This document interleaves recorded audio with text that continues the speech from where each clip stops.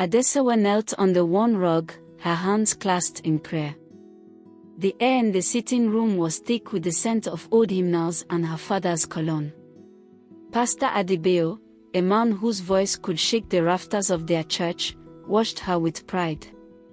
He saw the future of their ministry in her, a beacon of purity and faith, ready to carry the family legacy.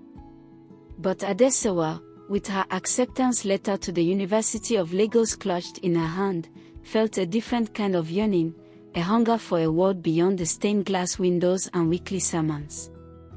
Lagos was an electrifying city, a sprawling metropolis that promised endless possibilities and a freedom Adesuwa had only ever read about. She had lived her entire life in the quiet, conservative city of Abeokuta, where her father's influence was the center of her universe. Now, she was on the cusp of an adventure, an escape from the expectations that had defined her existence. The thought of stepping out from under her father's shadow filled her with a thrilling mix of excitement and trepidation.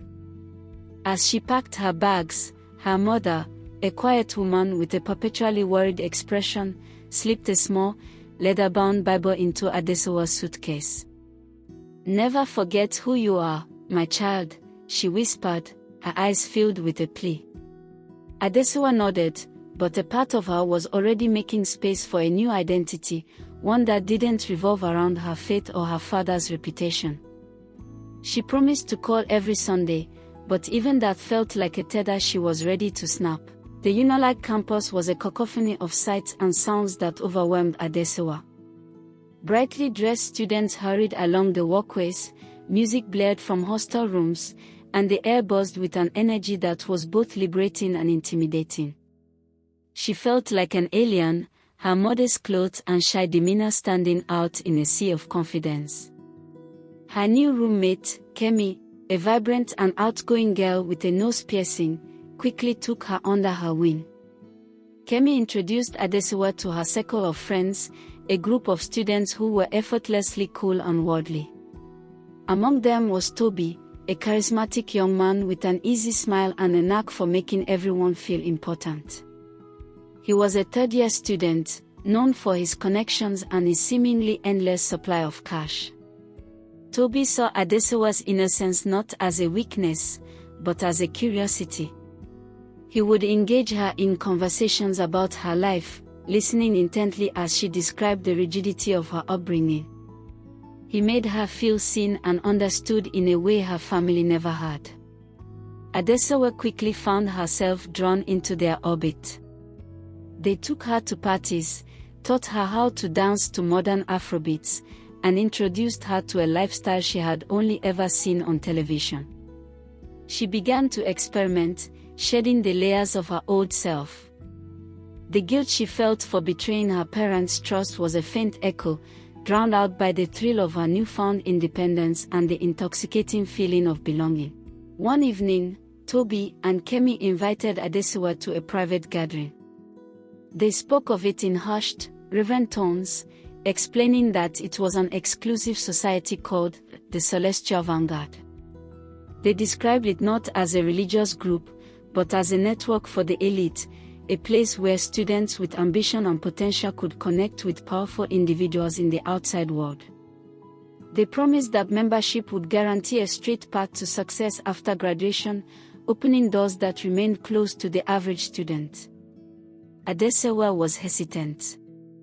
The word society sounded too close to the secret cults her father preached against. Kemi laughed off her concerns. "Don't be so dramatic, Adesuwa. This is nothing like that. It's just a support system for people who want to be great." She showed Adesuwa a brochure with pictures of well-dressed young professionals. The brochure promised a life of luxury and influence, a stark contrast to the modest life Adesuwa had been raised to expect. Over the next few days, the idea took root in Adesuwa's mind. She saw the opportunities available to her new friends, internships at top firms, invitations to exclusive events, and the casual confidence that came with knowing they were on the fast track to success. The thought of returning to her village after graduation and taking on a humble role in her father's church seemed unappealing. She wanted to make her mark, to build a name for herself. The prospect of an easier path was too tempting to ignore, and so she made her decision. The initiation ceremony was held in a secluded, candlelit room on the outskirts of campus. The atmosphere was charged with a strange mix of reverence and anticipation. Adesuwa was blindfolded and led into the center of the room, her heart pounding in her chest. A deep, resonant voice, belonging to a figure shrouded in shadow, spoke of power, ambition, and a new beginning. They didn't ask her to renounce her faith, only to embrace her own potential. She was told to let go of her old self, to shed the constraints of her past and open her mind to a higher purpose. The rituals were bizarre but not overtly malicious. She drank from a silver chalice, its contents tasting like spiced wine, and recited vows promising loyalty to the Vanguard and to herself. They told her this was the key to unlocking her inner strength, a way to tap into the cosmic energies that would guide her to success. The blindfold was removed, and she was greeted with cheers and applause from the other members, who now seemed like a family. She felt a surge of adrenaline, a profound sense of belonging that was both thrilling and terrifying. From that night on, Adesuwa felt different. She carried herself with a new confidence, her voice stronger, her posture straighter. The doubts that had plagued her earlier disappeared, replaced by a fierce determination. She became a model student, excelling in her classes, not through hard work alone, but through a strange intuition that seemed to guide her. She told herself that this was just the effect of a good support system, but deep down, she knew it was something else, something powerful and unexplainable. Adesuwa's transformation was swift and noticeable. Her grades soared, and she became a leader in her department, effortlessly commanding respect. She was no longer the timid pastor's daughter, she was a force to be reckoned with. Her peers were in awe of her success, whispering about her uncanny ability to anticipate exam questions and secure lucrative projects. She rationalized her actions, telling herself that the ends justified the means. She was making her family proud, proving that she was more than just a pastor's daughter. She found herself making cold, calculated decisions. When a rival student threatened her top spot, Adesuwa used her newfound influence to have their work discredited.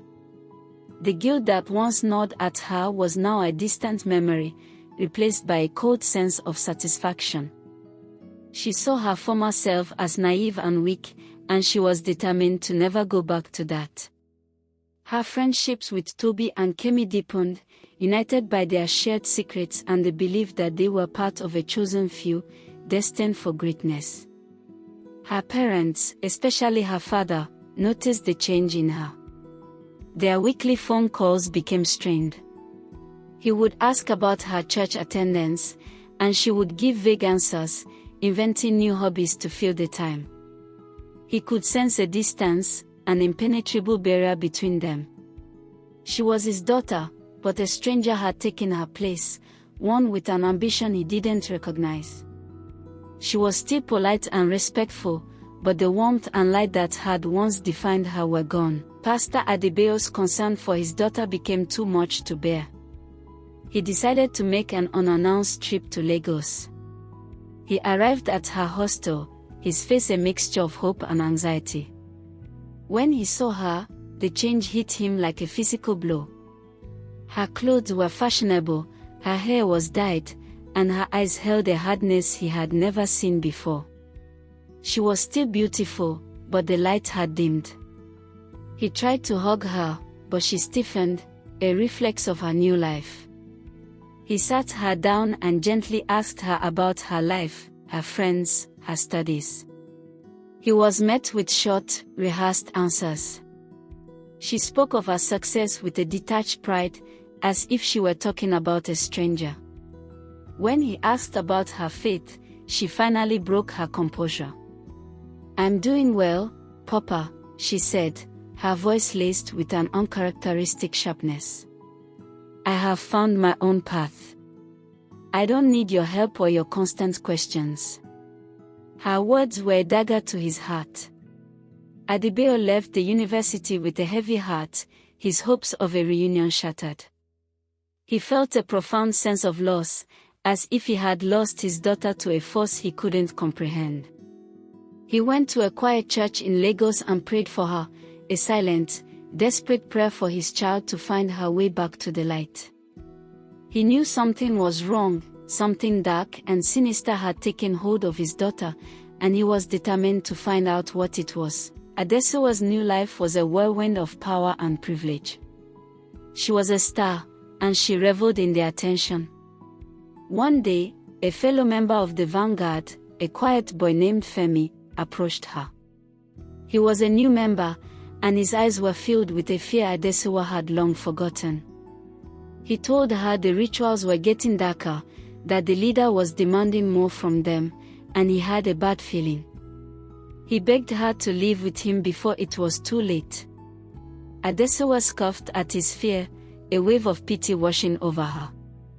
"You are weak, Femi," she said, her voice cold and unfeeling. "The Vanguard doesn't tolerate weakness. We are here to get what we deserve, and if you are not willing to pay the price, then you don't belong here." She turned her back on him, leaving him standing alone in the hallway, his face a mask of sorrow and disappointment. She saw his fear as a threat to her own security, a crack in the perfect facade she had built. Later that night, Femi disappeared. No one spoke of it.